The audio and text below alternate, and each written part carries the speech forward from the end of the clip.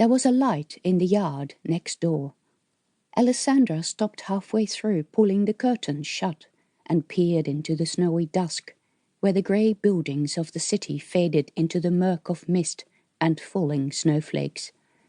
The yard of her house was already covered in a good layer of snow, gilded by the glow from the windows downstairs. The wall that surrounded the yard had acquired a white cap, as yet undisturbed by the wind or the creatures of the night. On the other side of the wall, a snowy expanse stretched to the ruin of the house next door.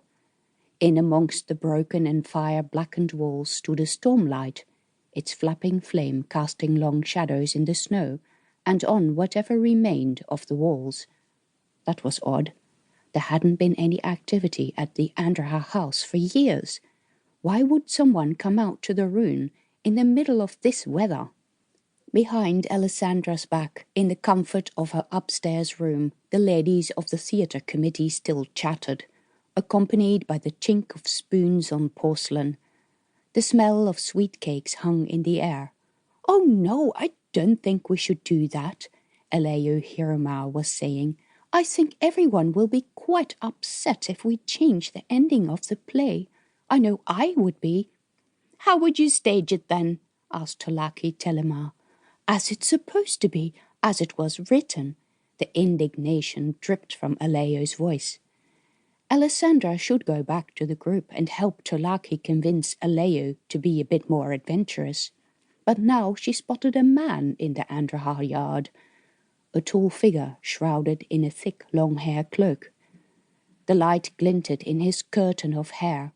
It was typical Endry hair, past the shoulder, silver-white, sleek, straight and loose. He wore knee-high boots with a strip of fur around the top, all very traditional and very upper class. According to the stories, the Andraha family had been very traditional, right until the moment they decided to betray their home nation and leave. They had lived in Barish since she was a little girl.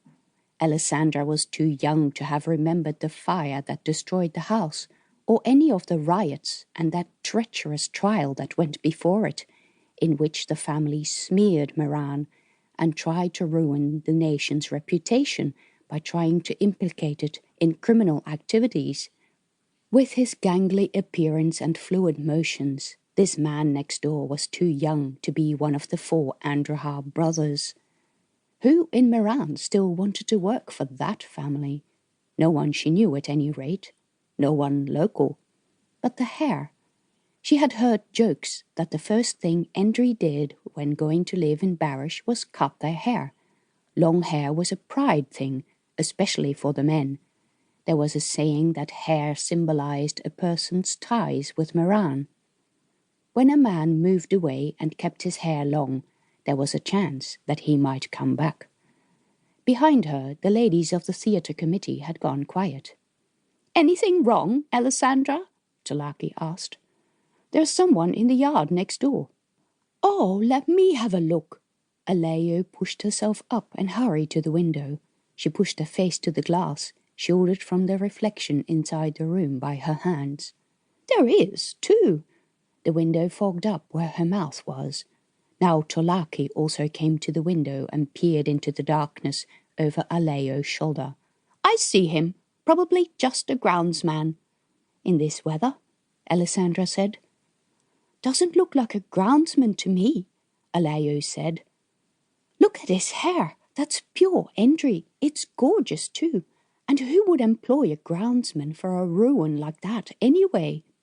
Good points, both of them. Even Sariandra had come to watch, but Tolaki and Aleo were blocking the window, so she stood further back, looking forlorn and lonely in that dour dress of hers. "What do you think he is then?" Tolaki asked, frowning at Ellisandra.